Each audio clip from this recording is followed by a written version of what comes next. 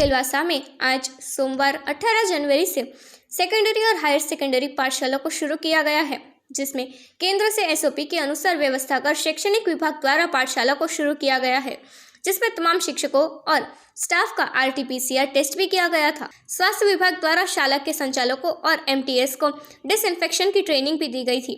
कोविड-19 को ध्यान में रखकर पाठशाला को डिसइंफेक्ट भी किया गया था। सोशल डिस्टेंसिंग का पालन, हैंड वॉश, बाथरूम टॉयलेट में साबुन, सैनिटाइजर, नैपकिन की सुविधा भी उपलब्ध की गई है। साथ ही टेम्परेचर भी नियमित रूप से मेजर किया जाता है। इतना ही नहीं बल्कि इमरजेंसी के लिए आइसोलेशन रूम भी बनाया गया है।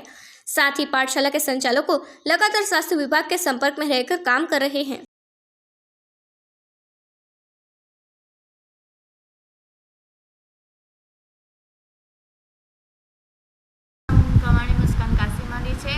આજથી અમારી સ્કૂલ ચાલુ થઈ ગઈ છે। અમે ઓનલાઈન ક્લાસીસ તો ઘરે ભણતા જ હતા, પણ હવે અમારી સ્કૂલ ચાલુ થઈ છે તો હવે અમને થોડું બહુ જે સમજ ના પડતી હતી તો હવે અમે અમારા ટીચર લોકોને પણ પૂછી શકીએ છીએ। એટલે અમે સરકારનો આભાર માનીએ છીએ કે અમારી આજથી સ્કૂલ ચાલુ થઈ છે। ઘરે ઓનલાઈન ક્લાસ ભણતા હતા, આજથી અમારી સ્કૂલ ચાલુ થાય છે અને અમને સ્કૂલમાં વધારે સમજ પડે છે અને અમે સ્કૂલમાં પ્રવેશ કર્યા ત્યારે અમને સેનિટાઈઝરથી સેનિટાઈઝર કરાવ્યું અને અમને ચોકલેટ પણ આપી, તેમજ અમારું સ્વાગત પણ કર્યું ફૂલથી। અમને સરસ્વતી માતા ફોટો જોડે આશીર્વાદ પણ લેવડાવ્યું અને અમને સ્કૂલમાં વધારે સમજ પડે છે। એથી સરકારની હું સ્કૂલ ચાલુ કરી એ માટે ધન્યવાદ। 18/1/2021 એ એજ્યુકેશન ડિપાર્ટમેન્ટ માટે અને બધી શાળાઓ માટે સુનહેરો દિવસ છે। સ્કૂલમાં વિદ્યાર્થીઓની કિલકારી વગરનું જે 10 મહિના અમે કાઢ્યા એ અમારા માટે બહુ ટફ હતા। અમારા પ્રશાસન અને અમારા ડિપાર્ટમેન્ટ ઓફ એજ્યુકેશન ડાયરેક્ટર સરની ગાઈડલાઇન મુજબ કોરોના બિહેવિયરના ગાઈડલાઇન મુજબ બધા ક્લાસીસ તૈયાર કર્યા છે, બધા બ્લોક્સ તૈયાર કર્યા છે। તેમાં સોશિયલ ડિસ્ટન્સિંગ રાખીને સ્ટુડન્ટ્સને પરીક્ષાલક્ષી ભણાવવાનું આયોજન છે। જે ઓનલાઈન એજ્યુકેશન કર્યું છે તેના માટે બોર્ડને અનુલક્ષીને કયા ક્વેશ્ચન ઇમ્પોર્ટન્ટ છે એ ભણાવવાનું અમે એક તૈયારી કરી છે, લેસન્સ બનાવ્યા છે અને વિદ્યાર્થીઓને મેક્સિમમ ફાયદો થાય તે પ્રમાણે પ્રયત્ન કર્યો છે। અમે લોકોએ અહીંયા એક કોવિડ બિહેવિયરની ગાઈડલાઇન્સ પાડવાનો પ્રયત્ન કર્યો છે। સોશિયલ ડિસ્ટન્સિંગ, માસ્ક પહેરવાનું, સેનિટાઈઝ વાપરવાનું, વારંવાર હાથ ધોવા માટેની વ્યવસ્થા કરી છે। એ લોકોના માટે પ્રવાહી શોપની વ્યવસ્થા કરી છે, નેપકિન્સની વ્યવસ્થા કરી છે, ટોયલેટમાં સેનિટાઈઝર અને શોપની વ્યવસ્થા કરેલી છે અને વિદ્યાર્થીઓને કન્ટિન્યુઅસ માર્ગદર્શન આપવામાં આવશે કે કઈ રીતે કોવિડથી બચવાનું। અમે લોકોએ કદાચ એકાદ કોઈ સ્ટુડન્ટને ટેમ્પરેચર વધારે આવે, આજે તો બધા સ્ટુડન્ટને માપ્યું છે, કોઈનું પણ ટેમ્પરેચર વધારે નથી, પણ સપોઝ આવે તો અમે એક આઇસોલેશન રૂમ બનાવ્યો છે। ત્યાં ટીચર અથવા સ્ટુડન્ટને 1 કલાક માટે અમે બીજી વ્યવસ્થા થાય ત્યાં સુધી અમે એને આરામ આપી શકીએ। મેડિકલ ડિપાર્ટમેન્ટમાંથી બધા ફોન નંબર આવી ગયા છે, અમે ગમે ત્યારે પણ એમની મદદ લઈને આગળ વધી શકીશું એન્ડ આઈ વિશ કે હમ કોરોનાથી આપણે જીતી જઈશું।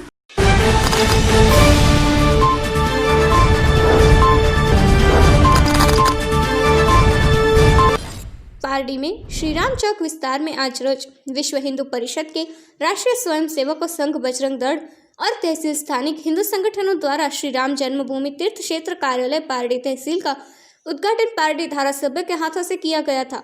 मर्यादा पुरुषोत्तम भगवान श्री राम के अयोध्या में भव्य मंदिर निर्माण के लिए आगामी दिनों में होने जा रहे मंदिर के भव्य निर्माण के लिए 15 फरवरी से राशि एकत्र करने की कामगिरी विश्व हिंदू परिषद, राष्ट्रीय स्वयंसेवक संघ, बजरंग दल और सहयोगी संस्थाओं द्वारा शुरू कर दिया जाएगा। आज रोज श्री राम चौक में पारडी विस्तार के भारतीय जनता पार्टी के धारासभ्य कनुभाई देसाई, कांति भाई पटेल, राजेश भाई राणा, परिमल भाई पंड्या के हाथों से श्री राम जन्मभूमि तीर्थ क्षेत्र पारडी तहसील कार्यालय का उद्घाटन किया गया था। पार्टी के धारासभ्य ने दीप प्रज्वलित कर कार्यालय का उद्घाटन किया था। साथ ही उन्होंने लोगों से कंधे से कंधा मिलाकर श्री राम भगवान के निर्माण होने वाले भव्य मंदिर के लिए दान देने के लिए भी वहां उपस्थित जनता से अपील की थी।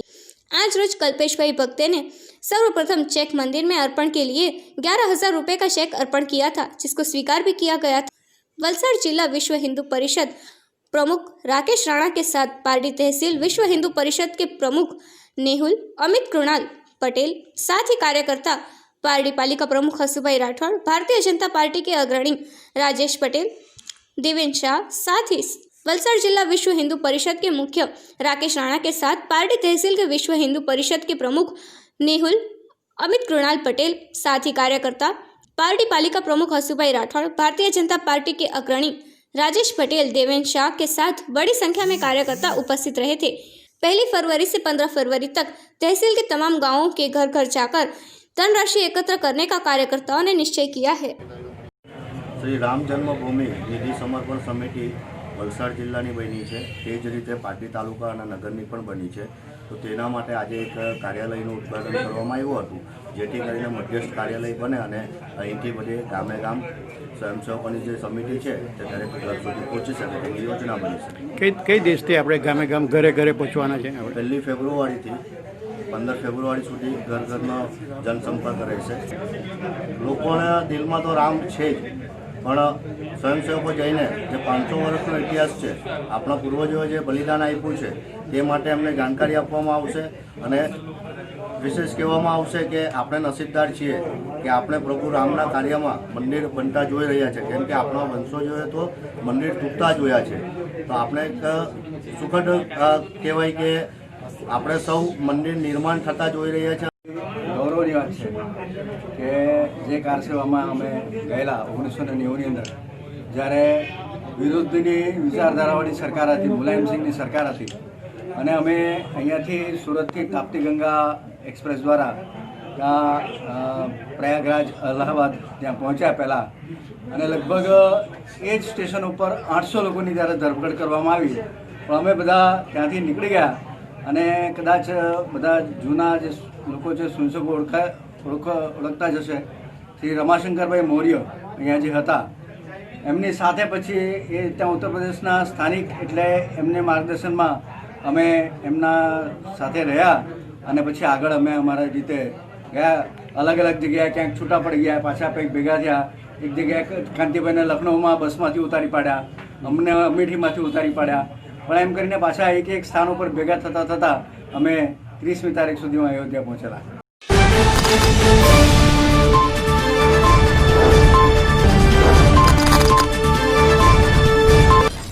वापी प्रदूषण के मामले में लगातार चर्चा का विषय बना रहता है।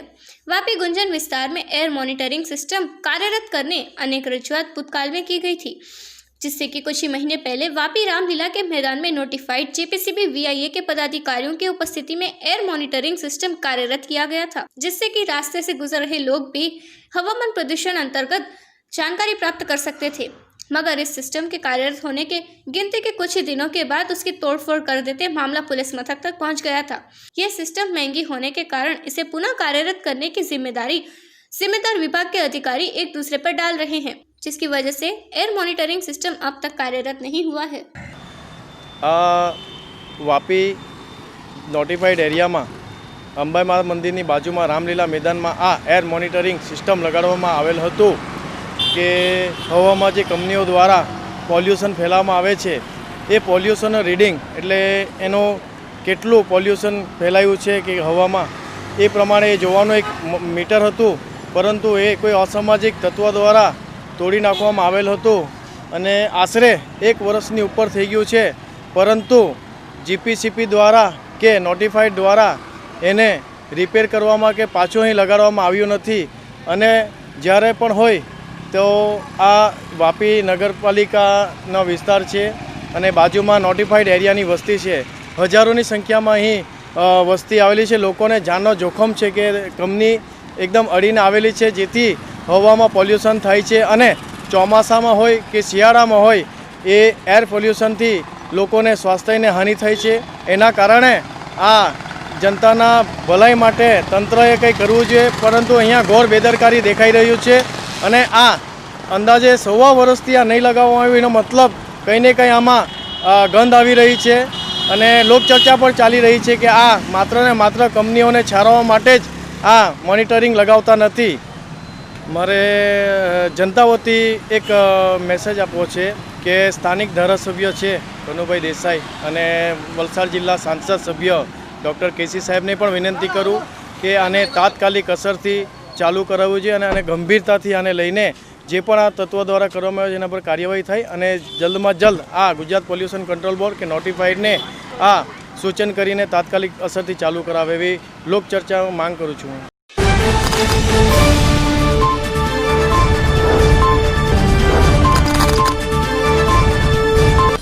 वापी टाउन पुलिस की टीम शनिवार को नाइट पेट्रोलिंग में थी। उस दौरान पुलिस को मिली जानकारी के अनुसार वापी वैशाली 4 रास्ता नजदीक पेपिलॉन होटल की बाजू में स्थित होटल शेल्टर के पास मुंबई से आई एक लग्जरी बस को रोककर उसके अंदर जांच करते उसमें से बड़ी मात्रा में शराब मिली थी।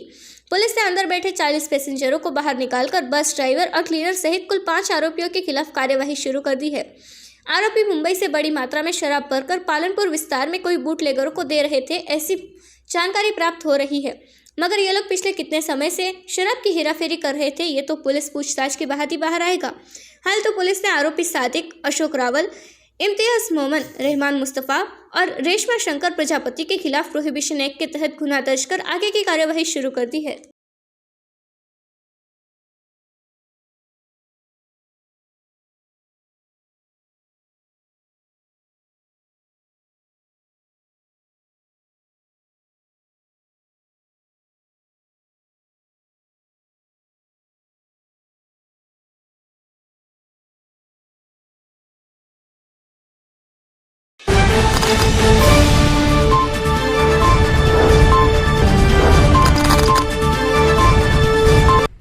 दादरा नगर हवेली के दादरा गांव में पुलिस मथक के सामने स्थित साईं भोजनालय के रूम में एक पुरुष की हत्या कर देते उसका मृतदेह वहां पड़े होने की जानकारी दादरा नगर हवेली पुलिस को मिली थी, जिस अंतर्गत दादरा पुलिस द्वारा फौरन ही घटनास्थल पहुंचकर जांच शुरू कर देते साईं भोजनालय के रूम में एक पुरुष की नग्न अवस्था में मृतदेह मिला था।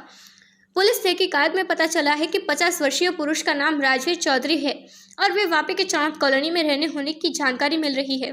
मृतक वापी के एक ट्रांसपोर्ट ऑफिस में नौकरी करते थे और उनकी हत्या किससे और किन कारणों के चलते की इस अंतर्गत दादरा नगर हवेली पुलिस जांच कर रही है।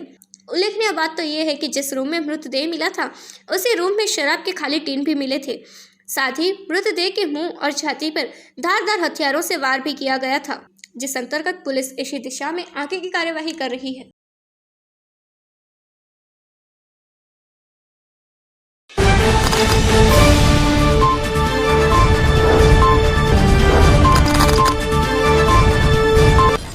कोरोना महामारी के कारण सैलानियों में जाना माना वलसाड़ जिला का तिथल बीच सैलानियों के लिए शासन प्रबंध द्वारा बंद किया गया था, जिसकी वजह से तिथल बीच पर अनेक छोटी बड़ी लारी तथा स्टॉल्स को बहुत नुकसान भुगतना पड़ रहा है, जिसको ध्यान में रखकर आज रोज वलसाड़ जिला के धारासभ्य भरत भाई पटेल, साथ ही तिथल गांव के सरपंच और साथ ही ग्रामजनों के द्वारा तिथल बीच सैलानियों के लिए वापस खोलने के लिए वलसाड़ कलेक्टर को सौंपा गया ज्ञापन।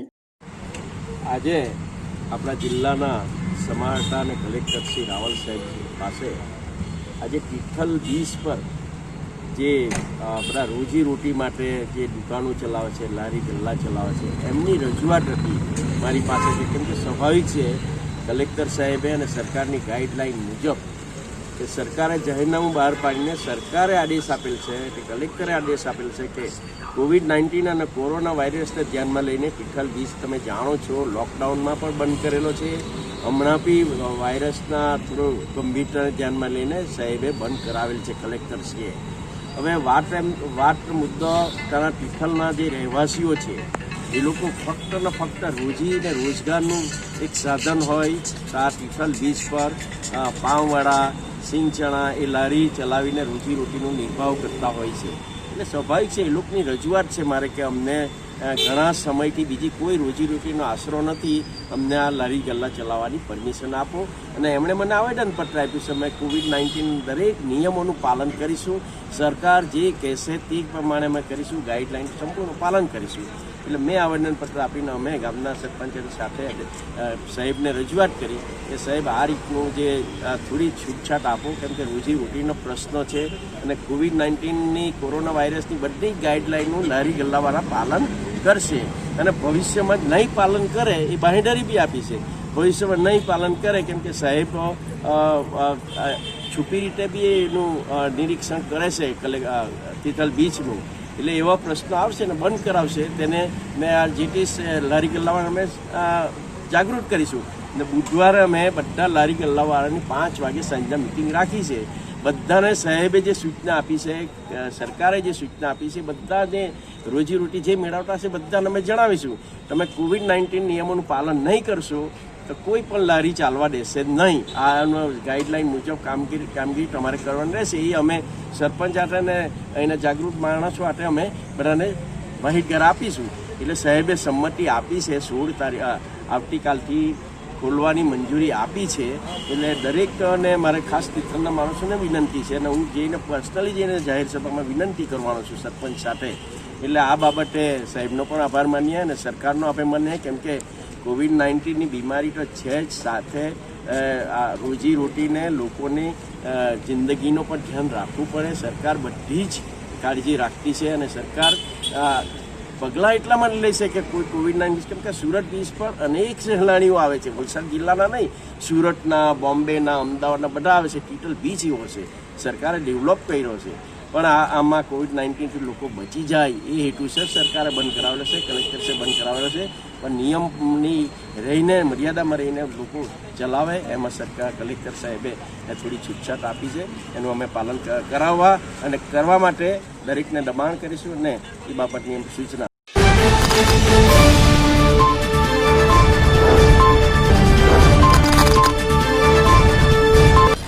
औद्योगिक नगरी वापी राष्ट्रीय राजपूत करणी सेना का स्नेह मिलन समारोह आयोजन किया गया था।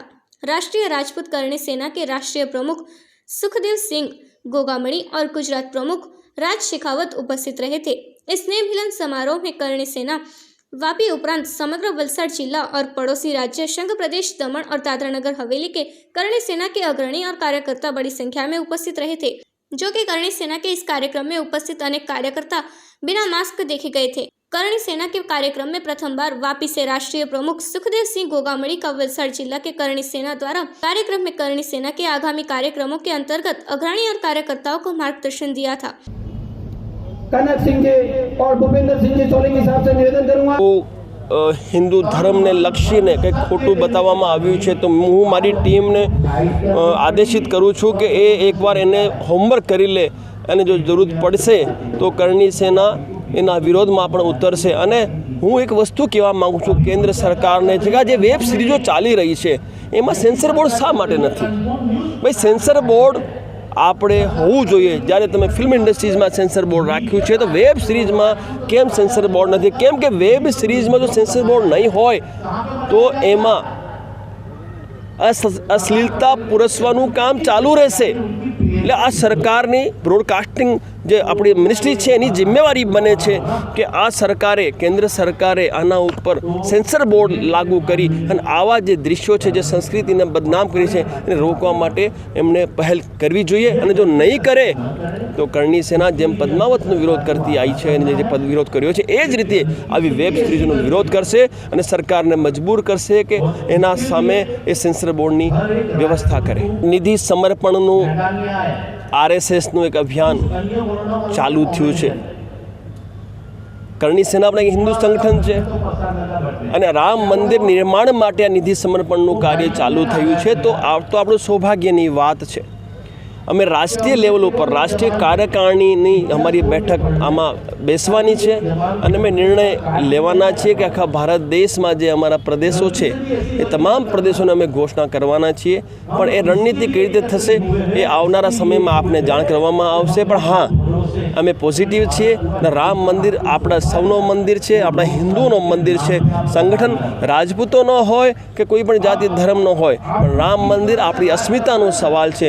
અને આજ 500 વર્ષ પછી જ્યારે આપણને રામ મંદિર બનાવવાની પરમિશન મળી હોય અને આપણે જીત થઈ હોય તો આ તો ખુશીની વાત છે. એટલે અવશ્ય કરણી સેનાની ભાગીદારી આખા ભારત દેશમાંથી કરોડોની સંખ્યામાં જે અમારા કાર્યકર્તાઓ છે એમના તરફથી રહેશે.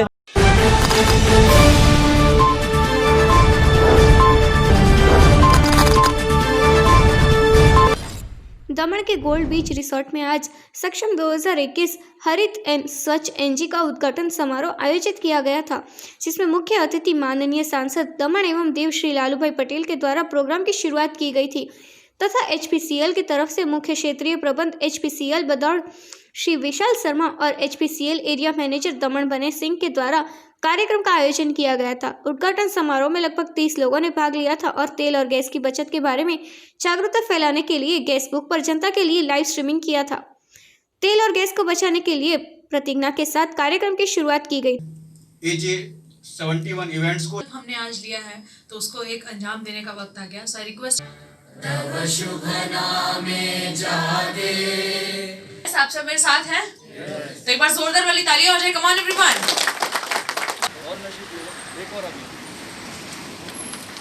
सक्षम कार्यक्रम था संरक्षण क्षमता महोत्सव, जो कि हर साल 16 जनवरी से लेकर 15 फरवरी तक मनाया जाता है।